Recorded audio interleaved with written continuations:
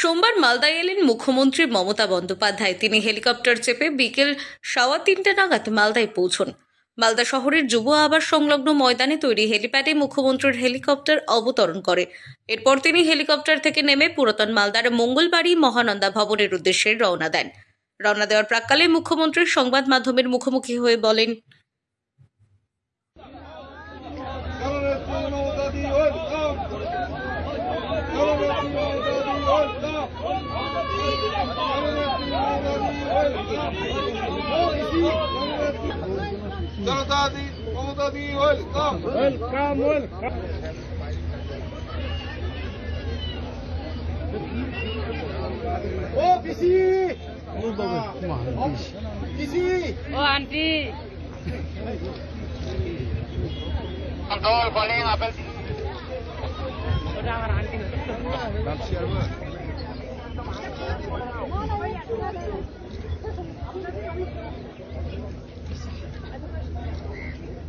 Aunty করে রায় নিয়ে, কিন্তু আমি যেহেতু হেলিতে ছিলাম বলে আমি ডিটেলসটা এখনো শুনিনি।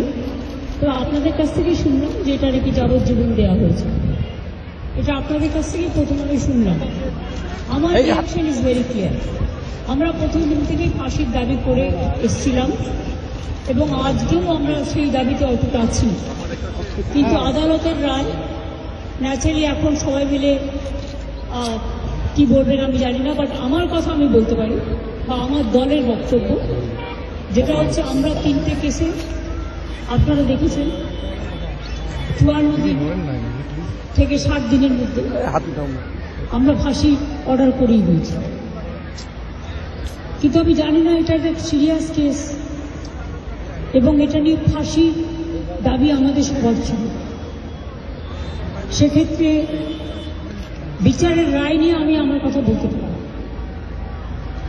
আমরা এটাই বলেছিলাম, আমাদের হাতে কেসটা থাকলে আমরা কিন্তু অনেকদিন আগেই ফাঁসির অর্ডার দিয়ে দিতে পারতাম, ফাঁসির অর্ডার করে দিতে পারতাম। আমি জানি না কিভাবে লড়াই করেছেন, কি যুক্তি, আপনারা তো লয়াররা জানেন। সুতরাং ডিটেলসটা তো আমি জানি না, ডিটেলসটা তো সিবিআই করছে এবং আমাদের হাত থেকে তো কেসটা ইচ্ছা করে কেড়ে নিয়ে চলে গেল।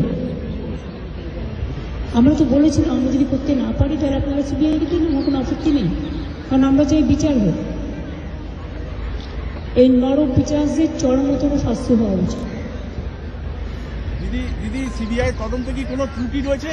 আমি এসব বলতে পারবো না, কিন্তু আমি এখনো আপনিও লয়ার, আমিও অ্যাজ এ লয়ার আমি এ কথা বলছি যে আমি তো ডিটেলস কাগজপত্র দেখিনি, but I am not satisfied. কারণ আমি ফাঁসি হলে অন্তত মনকে সান্ত্বনা দিতে পারবো।